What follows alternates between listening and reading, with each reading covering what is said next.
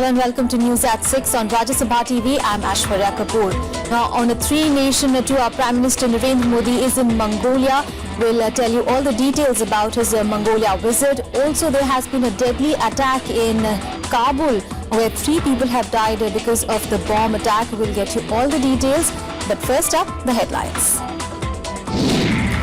India announces $1 billion credit line for Mongolia as Prime Minister Narendra Modi signs 14 agreements on defence, security, energy and health. Delhi Chief Minister Arvind Kejriwal accuses new Chief Secretary of favouring discoms. Home Ministry snubs Kejriwal for character assassination of Camling. Election Commission hints at Bihar Assembly polls in September-October this year. Expelled RJD leader calls for a third alternative ahead of polls. Taliban strikes again in Afghanistan. Car bomb attack targeting foreign officials. Killed 3, injure more than 20 near Kabul airport. And crisis over stranded Asian migrants grows. Myanmar and Bangladesh deny responsibility as thousands are left abandoned at sea. UN warns of massive humanitarian crisis.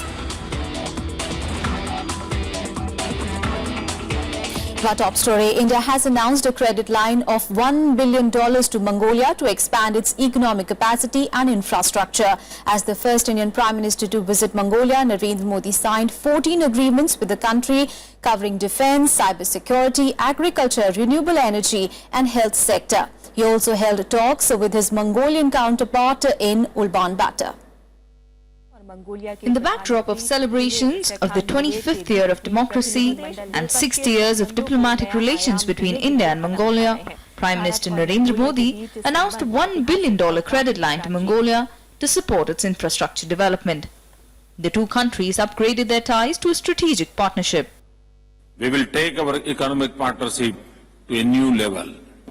Today, I am pleased to announce that India will provide a line of credit of $1 billion to support expansion of Mongolia's economic capacity and infrastructure. He also held wide-ranging talks with his Mongolian counterpart, Chaim Shekenbeleg, in Ulaanbaatar, following which the two sides inked 14 agreements. The deals are linked to defence, cybersecurity, agriculture, renewable energy and health. Asserting that Mongolia is an integral part of India's Act East policy, he said the destinies of the two countries are closely linked with the future of Asia-Pacific region. We attach high importance to our security cooperation. We will continue to participate in each other's defense exercise. The agreements today will deepen our cooperation in border security and cyber security. India became the first country outside the Soviet bloc to establish diplomatic ties with Mongolia on 24th of December 1955. Though several Mongolian leaders, including its prime ministers and presidents, have visited India in the past, Modi is the first Indian Prime Minister to visit the country. He was given a ceremonial reception at the State Palace after his arrival on Saturday night. He also thanked Mongolia for its strong support for India's permanent membership of UN Security Council. Bureau Report, Rajya Sabha TV. And Prime Minister Narendra Modi also addressed the Parliament in Mongolia on Sunday. He stressed on jointly improving health facilities in the two countries. He is the first foreign leader to address the country's Parliament ever. The first foreign leader to have ever addressed the Mongolian Parliament, Prime Minister Narendra Modi today sought to build on India's ties with Mongolia. The PM said the two nations could work together to provide affordable yet modern medical treatment to its people. We can create partnership for affordable modern healthcare in Mongolia. We can use our heritage of traditional medicines to improve holistic treatment in our countries and abroad. As Indians travel abroad more, Mongolia has the opportunity with its natural and spiritual wealth to become a major destination for them. In another first-of-its-kind gestures, Modi handed over cancer equipment Bhavatron to National Cancer Center in capital Ulaanbaatar to treat cancer in the country. the first demonstration of India-Mongolian cooperation in the civil nuclear sector. The Bhavatron equipment that can help treat cancer in Mongolia. This will be the first demonstration of our cooperation in the civil nuclear sector. Modi also highlighted the strong human ties both nations share.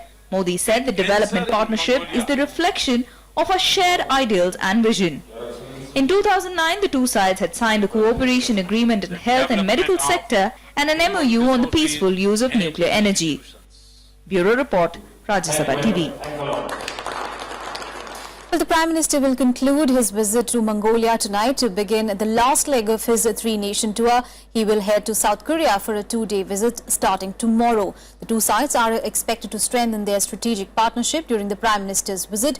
During her visit in December last year, External Affairs Minister Sushma Swaraj had said that the bilateral trade, estimated at $17 billion, is still far below its potential of $40 billion targeted by the two countries. Now, Modi is expected to hold talks with his Korean counterpart on trade and investment as well. Modi will also hold summit talks with President Park Geun-hye. And back home, the war of words over the appointment of Delhi's the Chief Secretary continues between the state government and Lieutenant Governor Najib Jung. On Sunday, Chief Minister Arvind Kejriwal targeted Shakuntala Gamlin, accusing her of favouring power companies. Now, MOS for Home Kiran Rijiju slammed Kejriwal for his remarks against the IAS officer. Delhi Chief Minister Arvind Kejriwal has accused senior bureaucrat Shakuntala Gamlin of favouring power companies. He claimed that she wanted to trick the government into signing documents which would give rupees 11,000 crore to the firms. Gamlin was appointed as the acting Delhi Chief Secretary by the Lieutenant Governor, triggering a bitter war of words between the state government and LG's office. Kejriwal accused the LG of appointing Gamlin despite objections raised by his government. ये बिजली कंपनियां, रिलायंस की कंपनियां ये 11,000 करोड़ रुपए का loan ले रही थी और वो बिजली कंपनी की सेक्रेटरी हमारे मंत्री से दिल्ली सरकार की तरफ से गारंटी के ऊपर साइन करवाने के लिए आई थी। दोस्तों, ऐसी सचिव की हम लोगों ने खिलाफत करी, ऐसी सेक्रेटरी की हम लोगों ने खिलाफत करी। और दोस्तों, नरेंद्र मोदी जी की भाजपा सरकार ने उसी सेक्रेटरी को दिल्ली का चीफ सेक्रेटरी बना दिया। दोस्तों, पिछले 4 दिन से हम लोग संघर्ष कर रहे हैं, लेकिन नरेंद्र मोदी सरकार दिल्ली की सरकार को फेल कराना चाहती है। The Lieutenant Governor refuted Kejriwal's charges. He insists that he is empowered to appoint government officers in Delhi. Kejriwal has sought an appointment with the President for an urgent intervention. Meanwhile, MOS for Home Kiran Rijiju snubbed Kejriwal for allegedly attempting character assassination of the official. He also reminded Kejriwal of the limitation of his power as Delhi Chief Minister. I would like to condemn the unfortunate act of intimidation and pressure and an act of character assassination being adopted by Kejriwal and his government. The people of Northeast are very much hurt by the unnecessary act of character assassination against an upright officer from Northeast. Mrs. Shakuntala Gamlin is known to be a good officer.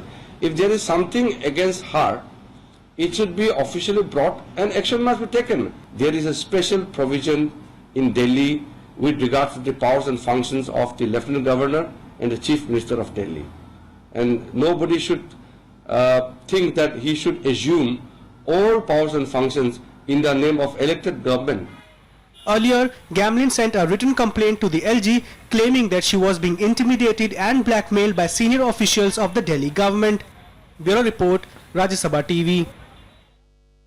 All right, in news at 6, we'll take a very short break. Up next, encounter between security forces and Naxals in Chhattisgarh leaves 4 people dead, including 2 jawans. Details to follow after a short break.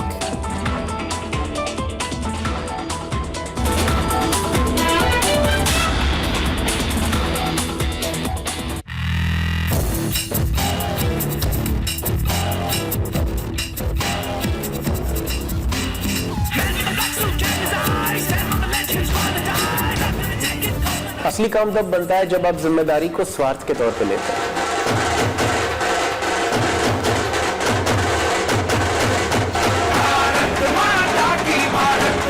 मैं जो film बना रहा हूँ अपने मतलब के लिए बना रहा हूँ, मैं अपने स्वार्थ के लिए बना रहा हूँ। मैंने कभी ये सोच के कोई फिल्म नहीं बनाई कि मैं कुछ बदल डालूंगा। आपको कुछ नहीं पता कलकत्ता में कल क्या होने वाला है। नमस्कार, मैं हूँ दिवाकर बैनर्जी, मुझसे मिलिए प्रोग्राम गुफ्तगू में, सिर्फ राज्यसभा टीवी पर। मेरा माजी, मेरी तन्हाई का ये अंधा शिगाफ, ये कि सांसों की तरह मेरे साथ चलता रहा, जो मेरी नब्ज की मानिंद मेरे साथ जिया। कोई तो हो जो बेसाख्ता इसको पहचाने, तड़प के पलटे अचानक इसे पुकार उठे, मेरे हमशाह, मेरे हमशाह, मेरी उदासियों के हिस्सेदार, मेरे अधूरेपन के दोस्त, मेरे अकेलेपन। तू एक मस्जिद वीरान है, मैं तेरी अज़ां जो अपनी ही वीरानगी से टकरा कर ढकी छुपी हुई बेवा ज़मीं के दामन पर पढ़े नमाज, खुदा जाने किसको सजदा करे। विरासत में इस बार ट्रेजेडी क्वीन मीना कुमारी की दास्तान सिर्फ राज्यसभा टेलीविजन पर। आजादी के बाद कैसे बदला परिवेश, कैसे बनी संसद, कैसे उठा देश। When the world sleeps, India will awake to life and freedom. कौन थे वो लोग जो दे गए हमको शानदार विरासत, लोकतंत्र की मजबूत इमारत। Rajya Sabha television.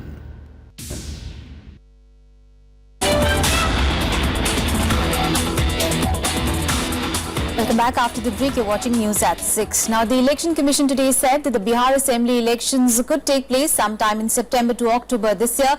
Chief Election Commissioner Naseem Zaidi said that the final schedule for the polls will be announced by the Election Commission after taking into account weather conditions, festivals, exams, holidays, heavy monsoon, heavy rains and floods. He also said that the abuse of money during the elections continues to be a big problem in the state, and extensive central forces and a reworked expenditure monitoring system will be deployed to curb the money and muscle power. The electoral rolls will be ready on 31st of July. Now, BJP is set for a battle against a united Janta Parivar in the Bihar polls.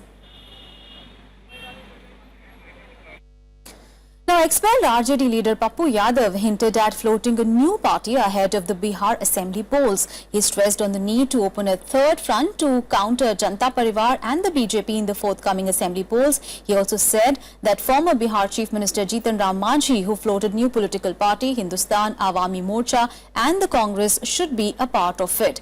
Yadav, remember, was expelled earlier this month from RJD for 6 years for indulging in anti-party activities. Since then, there have been speculations that Yadav could float Adhikar Morcha. However, he is yet to make an official announcement in this regard.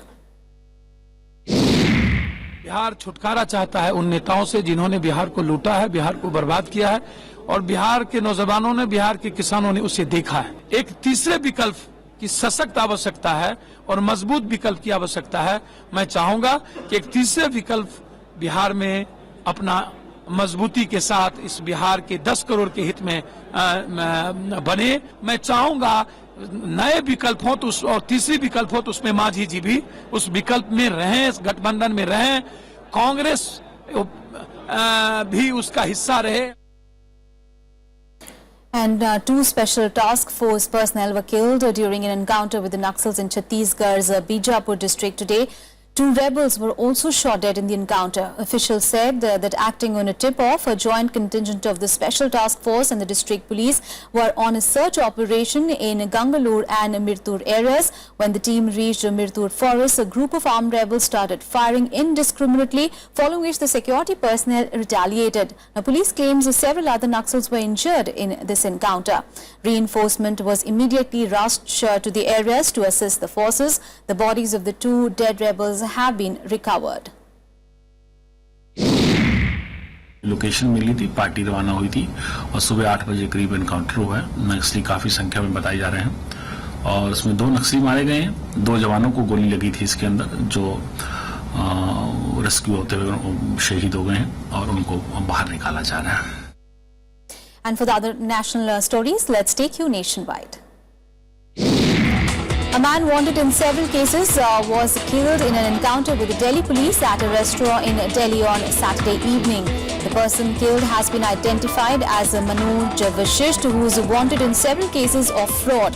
He allegedly opened fire at the police team after they spotted him and asked him to surrender. He was rushed to a hospital where he was declared dead. Now, a magisterial inquiry has been initiated into the encounter. A massive storm that swept through Chandauli district in Uttar Pradesh killed at least 3 people. Several others were also injured. The storm uprooted hundreds of trees, it snapped power lines and destroyed standing crops extensively.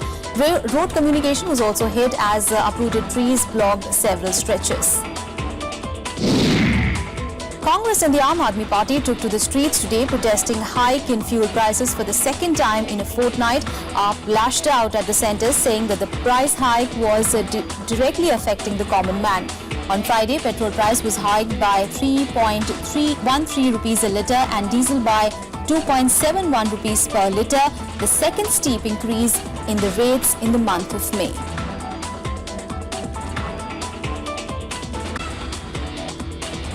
Well, another short break here. Up next, Sania Mirza and Martina Hingis lose the Italian Open Women's Doubles Final. Stay with us for that and much more.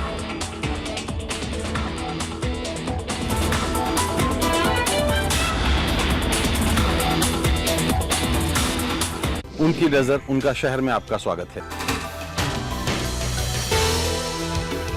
हम जा रहे हैं आज मसूरी, जहां Ruskin bond रहते हैं।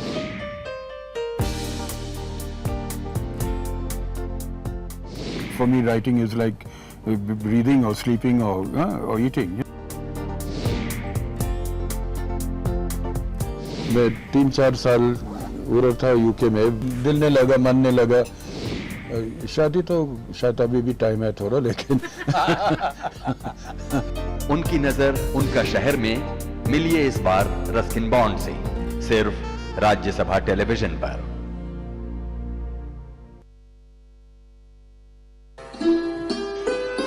मेरा माजी, मेरी तन्हाई का ये अंधा शिगाफ, ये कि सांसों की तरह मेरे साथ चलता रहा, जो मेरी नब्ज की मानिंद मेरे साथ जिया। कोई तो हो जो बेसाख्ता इसको पहचाने, तड़प के पलटे अचानक इसे पुकार उठे। मेरे हमशाह, मेरी उदासियों के हिस्सेदार, मेरे अधूरेपन के दोस्त, मेरे अकेलेपन। तू एक मस्जिद वीरान है, मैं तेरी अज़ां जो अपनी ही वीरानगी से टकराकर ढकी छुपी हुई बेवा ज़मीं के दामन पर पढ़े नमाज, खुदा जाने किसको सजदा करे। विरासत में इस बार ट्रेजेडी क्वीन मीना कुमारी की दास्तान, सिर्फ राज्यसभा टेलीविजन पर। We are talking right now to the woman of the moment, Miss Anandiben. મારું પહેલું ઇન્ટરવ્યૂ મેં રાજ્યસભાના ટીવી ચેનલને અને એમાં રાખીને આપી રહી છું। 33% आरक्षण भी आया है और अभी तो हम लोगों ने 50% कर दिया है। और हमारी जो गृह विभाग है, इसमें जो हम भर्ती करने जा रहे हैं कांस्टेबल PI PSI की, इसमें भी मैंने 33% कर दिया है। अरेंजमेंट कैसे करना है, संगठन को साथ में कैसे रखना है, जोड़ना है, वो सब हम सीखे नरेंद्र भाई के पास से। Watch Chief Minister of Gujarat Anandiben Patel express her views in the quest on Rajya Sabha television.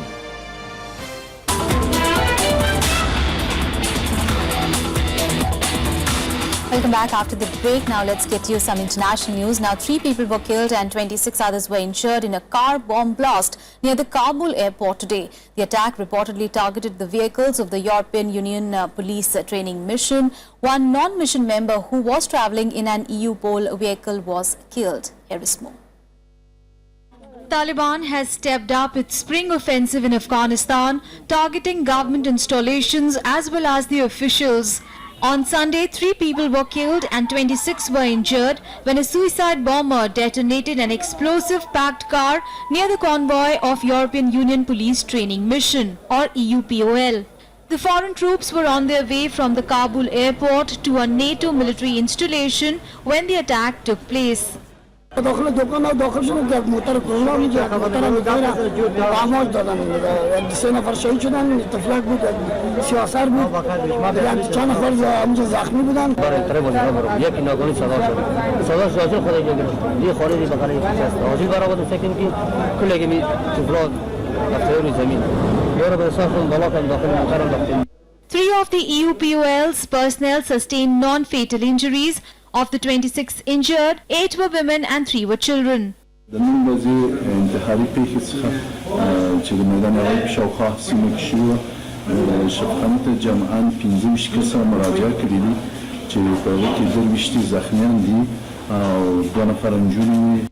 The recent attack comes just days after gunmen attacked the Park Palace guest house in Kabul's Kulola Pushta area, which targeted the Indian envoy.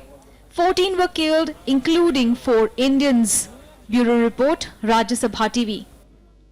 News from the Southeast Asia now. While there has been an uproar over migrant trafficking in the Mediterranean, now Southeast Asia is facing its own migrant crisis. Thousands of migrants fleeing Myanmar and Bangladesh have been abandoned by the smugglers in the sea. So far, they have been denied entry by Indonesia, Thailand as well as Malaysia. Now, as the regional countries deny responsibility of the migrants, UN says the deliberate refusal to help them could lead to a massive humanitarian disaster. Take a look. The migrant crisis in Southeast Asia continues to escalate. Thousands of migrants have been left abandoned at sea after their boat crews deserted them.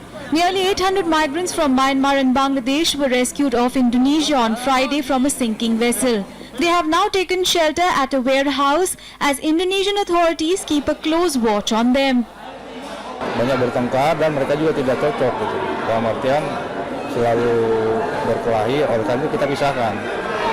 Jadi yang ada di sini, yang ada di sana. Untuk menghindari hal yang tidak diinginkan kan. Kalau untuk Myanmar etnis Rohingya ya, itu kemungkinan itu akan kita laporkan ke Dirnidakim. Dan untuk selanjutnya nanti kita menunggu perintah dari Dirnidakim untuk penempatan warga negara Myanmar Rohingya ini. Thousands of people are adrift in the Andaman Sea after smugglers abandoned their vessels following a Thai crackdown on human trafficking. Many of the migrants are thirsty and sick. Saya Indonesia pun boleh, Malaysia pun boleh, saya tu Australia pun boleh, tu Amerika pun boleh. Saya kerja boleh makan wah.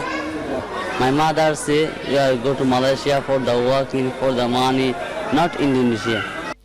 The official policy of Thailand, Malaysia and Indonesia is that they will push back migrants trying to arrive on their shores. So far, Myanmar and Bangladesh have denied responsibility of the migrants. Many of them are part of this crime, so that is the situation. They are the criminals, they are the traffickers, it doesn't matter which nationalities they are from.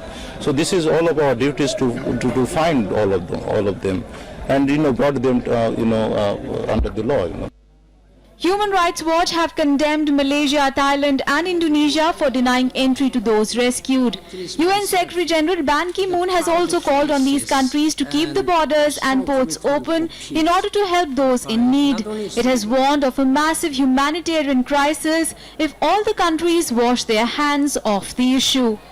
Bureau Report, Rajya Sabha TV. Now to some other news and updates from around the globe in Global Buzz. Islamic State militants were reported to have gained ground against Syrian troops in fighting near the historic city of Palmyra on Saturday. The move has raised alarm in Syria and abroad of possible damages to the historic city. UN has raised concerns of the safety of the World Heritage Site. The Islamic State militants had earlier destroyed several archaeological sites in Iraq recently. Pope Francis named 2 Palestinian women as saints on Sunday in a ceremony in St. Peter's Square. The canonization comes just days after the Vatican formalized its de facto recognition of the State of Palestine. Palestinian President Mahmoud Abbas and over 2,000 Christian pilgrims from the region attended the ceremony. The move is seen as a token of Vatican support for dwindling Christian communities in the Middle East. Thousands of protesters are due to take part in a rally in the Macedonian capital today to demand the resignation of long-serving Prime Minister Nikola Gruevski. The rally follows months of allegations that he has abused his power. The covert recordings released by the opposition appear to show ministers plotting vote rigging and the covering up of a murder. However, the government denies the allegations and insists that the opposition is trying to destabilize the country for its own benefit. Vehicles carrying relief material for quake victims started to enter Nepal's capital Kathmandu from China's border on Sunday after debris blocking the China-Nepal highway in Nepal was cleared. The Chinese armed traffic police entered Nepal at the beginning of the month to aid in earthquake relief. Their first mission was to reopen the road connecting the border pass between Zam in Tibet and Kathmandu.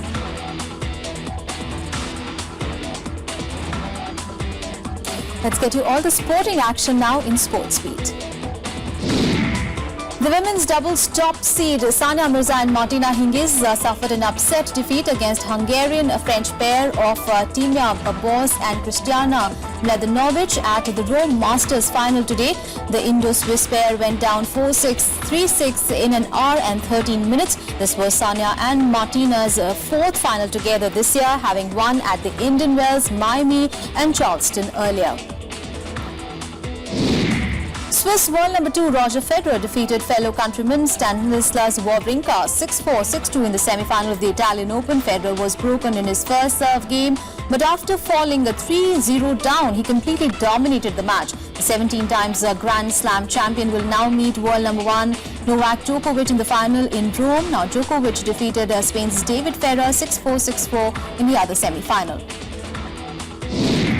Bundesliga champions Bayern Munich slumped to their fifth defeat in the last 6 games after a 2-1 loss against Religion batters Fritzburg.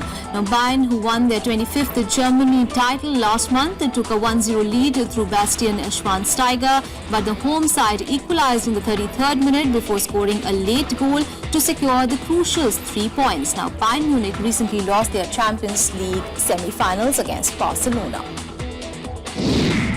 Australian wicketkeeper batsman Brad Haddin has announced his retirement from the one-day international cricket. Haddin has scored 3,122 runs in his 126 ODIs since his debut against Zimbabwe in the year 2001. Haddin's last one-day match was a Cricket World Cup final triumph over New Zealand in March.